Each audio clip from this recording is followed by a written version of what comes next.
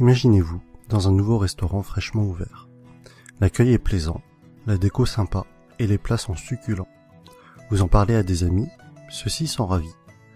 Eux-mêmes vont conseiller ce resto à des membres de leur famille, à des amis et autres collègues.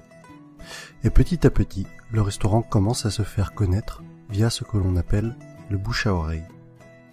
Dans la majorité des cas, le restaurant ne vous aura pas payé un centime, ni même adressé un remerciement, alors que vous êtes à l'origine de peut-être plusieurs dizaines de clients, car tout cela s'est fait naturellement et de manière transparente. Eh bien, il existe un type d'entreprise qui utilise la puissante force du bouche à oreille pour se développer. Il s'agit du marketing relationnel, aussi appelé marketing de réseau ou MLM, pour multi-level marketing. On parlera de network marketing en anglais. Le problème, en France, c'est que le marketing relationnel est non seulement mal connu, mais en plus à mauvaise presse. En effet, trop souvent, les médias n'en parlent que dans le cas d'arnaque, et malheureusement, il en existe, et très rarement comme une possibilité de réussir. Les médias, pour attirer de l'audience, doivent faire dans le scandale, dans ce qui choque. Mais ceci est un autre débat. Mais effectivement, certaines entreprises sont des systèmes pyramidaux déguisés. Une pyramide, qu'est-ce que c'est au juste? Je vous invite à cliquer sur cette vidéo pour découvrir une animation très bien faite expliquant ce qu'est une pyramide de Ponzi. En résumé, non seulement c'est une arnaque, mais c'est aussi illégal. Le système est basé sur la promesse de faire de miraculeux retours sur investissement, juste avec de l'argent que tout nouvel entrant va apporter. Autrement dit, l'argent des nouveaux paye le bénéfice des anciens. Et si, à un moment donné, les entrants ne sont pas assez nombreux, eh bien la pyramide s'écroule, car les anciens ne perçoivent plus d'argent. Ce qui est important à comprendre est que lorsque vous entrez dans une entreprise de marketing relationnel, vous êtes avant tout le distributeur d'un produit réel, le représentant d'une marque. Sans produit, ou avec un produit fictif, on rentre alors dans un système pyramidal. D'autre part, dans une pyramide, les anciens sont forcément plus riches que les nouveaux. Dans le MLM, même si plus vous rentrez tôt, plus vous êtes avantagé, cela ne garantit pas du tout votre succès. Un nouveau filleul peut très bien mieux développer son affaire et faire mieux que son parent.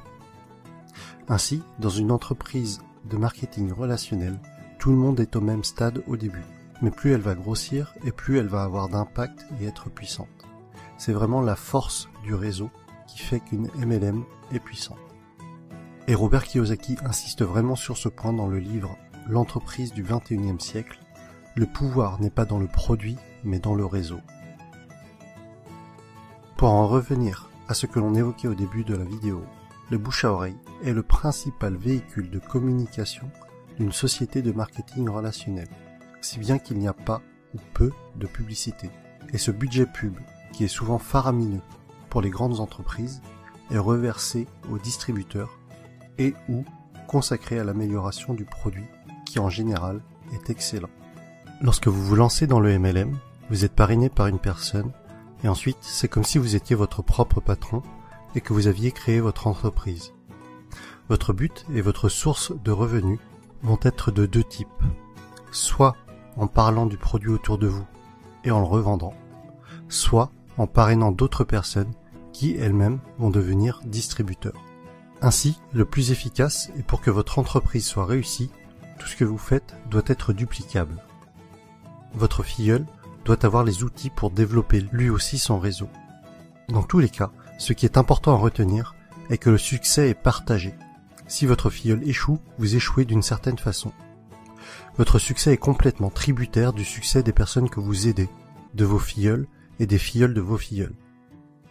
L'accent doit être mis sur le déploiement de votre réseau et pas sur les ventes directes. Ainsi, ceux qui réussissent le mieux en MLM ne sont pas les vendeurs ou les commerciaux, mais plutôt les personnes pédagogues, les profs et les formateurs. Et personnellement, autant je trouve la réussite personnelle gratifiante, autant aider les autres à réussir l'est encore plus.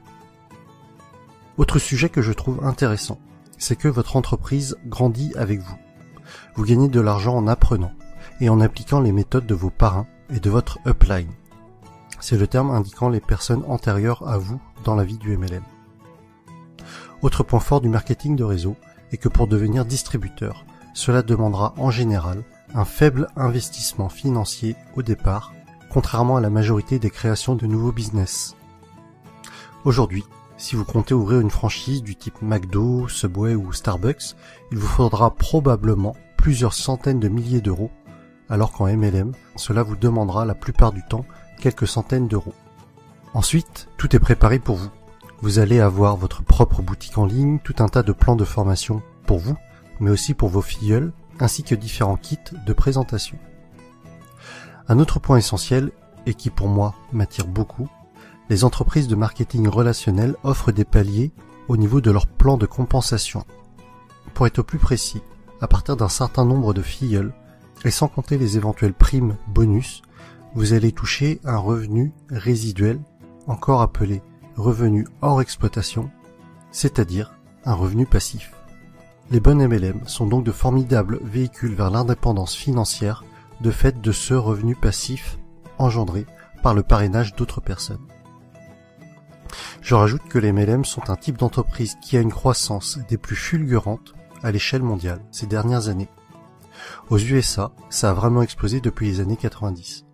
Et avec Internet, c'est encore plus facile d'augmenter son réseau qu'auparavant. De plus, c'est une activité que l'on peut tout à fait démarrer sur notre temps libre pour un revenu complémentaire au début. Il faudra alors se déclarer en auto-entrepreneur avec le statut de VDI, c'est-à-dire vendeur à domicile indépendant.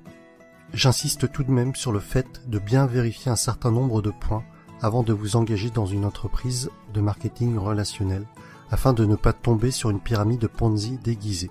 Voici le type de questions qu'il faut vous poser avant de vous engager dans une entreprise de ce type. Est-ce qu'il y a des bureaux réels? À quels endroits géographiques?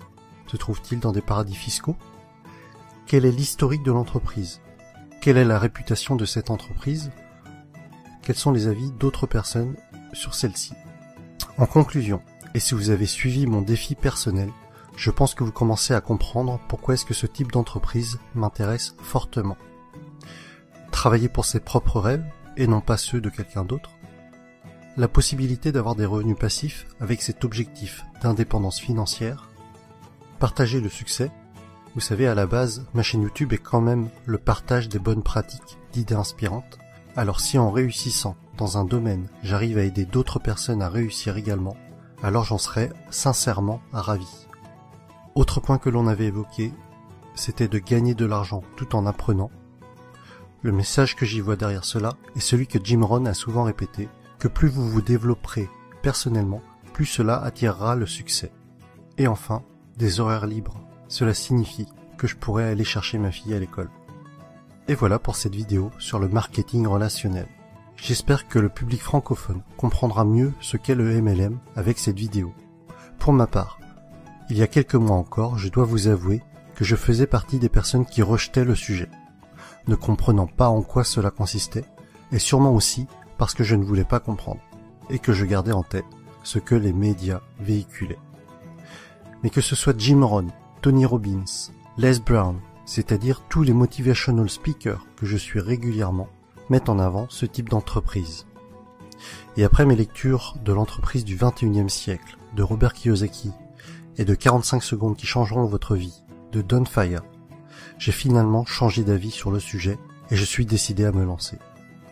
Vous retrouverez la suite de mes aventures dans le prochain épisode avec mon choix de MLM et les raisons de ce choix. Si vous aussi, ce concept d'entreprise est nouveau pour vous et que cela vous intéresse ou qu'au contraire, vous vous y intéressez déjà, mettez-moi un pouce j'aime, partagez sur Facebook et abonnez-vous. À bientôt!